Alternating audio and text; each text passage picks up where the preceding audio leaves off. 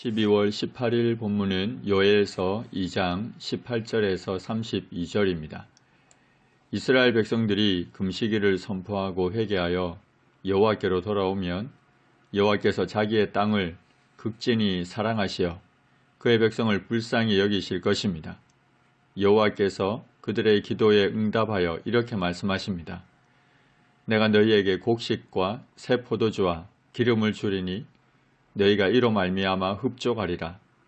내가 다시는 너희가 나라들 가운데에서 욕을 당하지 않게 할 것이며 내가 북쪽 군대를 너희에게서 멀리 떠나게 하여 메마르고 적막한 땅으로 쫓아내리니 그 앞에 부대는 동해로 그 뒤에 부대는 서해로 들어갈 것이라. 상한 냄새가 일어나고 악취가 오르리니 이는 큰 일을 행하였음이니라. 하나님께서는 이스라엘 백성들에게 과거의 죄악으로 인해 빼앗아버렸던 그 곡식을 다시 허락하셔서 그들의 삶을 회복시키실 겁니다. 메뚜기 떼를 바다로 몰아버리십니다. 장차 바벨론의 군대도 그리하실 겁니다. 먹고 사는 문제가 해결되고 대적이 물러나는 것은 하나님과의 관계가 회복될 때 주어집니다. 우리 인생의 참된 만족은 오직 하나님 안에서 누릴 수 있습니다. 어거스틴은 오 주여 우리 마음이 당신 안에 쉬기까지는 우리에겐 참 만족이 없나이다고 기도했습니다. 그리고 다윗은 시편 34편 10절에서 젊은 사자는 궁핍하여 주릴지라도 여호와를 찾는 자는 모든 좋은 것에 부족함이 없으리로다고 노래했습니다. 인생의 참된 만족은 오직 하나님 안에서만 누릴 수 있습니다. 요엘 선지자는 여호와께서 큰 일을 행하셨으니 땅을 향해 두려워하지 말고 기뻐하며 즐거워하라고 합니다. 들의 풀이 싹이 나며 나무가 열매를 맺으며 무화과 나무와 포도나무가 다 힘을 내니 들 짐승들을 향해 두려워하지 말라고 합니다. 시온의 자녀들을 향해서는 너희 하나님 여호와로 말미암아 기뻐하며 즐거워하라고 합니다. 다른 이유가 아니라 여호와 하나님으로 인해 기뻐하고 즐거워할 것입니다. 뿐만 아니라 하나님께서 주시는 선물로 인해 기뻐하고 즐거워합니다. 하나님은 시온의 자녀들을 위해 비를 내리시되 이른 비를 적당하게 주십니다. 이른 비와 늦은 비가 예전과 같이 내릴 것입니다. 그리하여 마당에는 밀이 가득하고 나무 한가운데를 둥글게 판에서 만든 통에는 새 포도주와 기름이 넘칠 것입니다.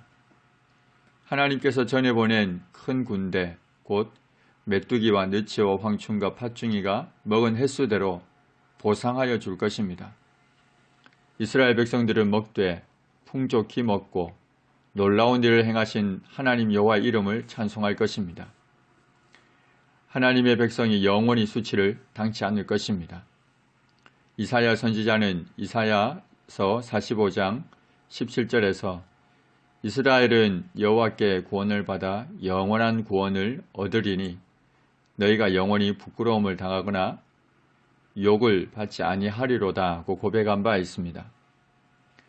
여호와 하나님께서 이스라엘 가운데 있어 그들의 하나님 여호와가 되고 다른 이가 없는 줄을 알 것입니다. 하나님의 백성이 영원히 수치를 당하지 아니할 것입니다.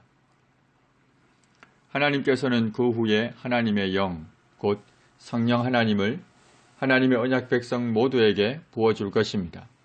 그리하여 성령을 받은 자들 가운데 자녀들이 장래일을 말할 것입니다. 장래일을 말한다고 할 때 사용한 단어는 나바인데 이는 예언하다, 선지자 노릇하다는 의미입니다. 이 단어는 두 가지 의미를 포함하는데 하나는 미래의 일을 말한다는 것이고 다른 하나는 하나님의 대변자로서 백성들 앞에서 하나님의 말씀을 선포한다는 것입니다. 여기서는 후자의 의미가 더 강합니다. 곧 성령을 받은 자들이 장래일을 말한다는 것은 하나님의 말씀을 선포한다는 의미입니다. 성령을 받은 자들 가운데 늙은이는 꿈을 꾸며 젊은이는 이상을 볼 것입니다. 구약시대의 꿈은 하나님의 특별 계시의 수단 가운데 하나였습니다. 꿈은 사람이 잠을 자면서 하나님의 계시를 뇌 속으로 보는 것입니다.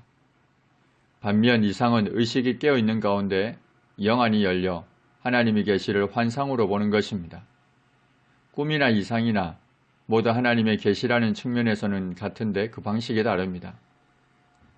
꿈을 꾸며 이상을 본다는 것은 곧 하나님의 계시를 받는다는 것을 말합니다. 하나님의 계시는 물론 복음을 가리킵니다. 그때에 하나님께서 또 하나님의 영을 남종과 여종에게 부어줄 것입니다. 남종과 여종은 당시 사회에서 인간 취급을 받지 못했던 자들입니다. 이들에게까지 성령 하나님께서 임하십니다.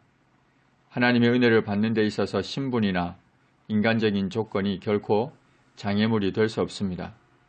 사도 바울은 고린도전서 12장 13절에서 우리가 유대인이나 헬라인이나 자유인이나 종이나 다 한 성령으로 세례를 받아 한 몸이 되었고 또 다 한 성령을 마시게 하셨느니라고 했습니다. 하나님께서 이적을 하늘과 땅에 베푸실 겁니다. 그 이적은 곧 피와 불과 연기 기둥입니다. 피와 불과 연기 기둥은 하나님의 임재의 상징이기도 하면서 동시에 하나님의 심판과 멸망을 나타냅니다.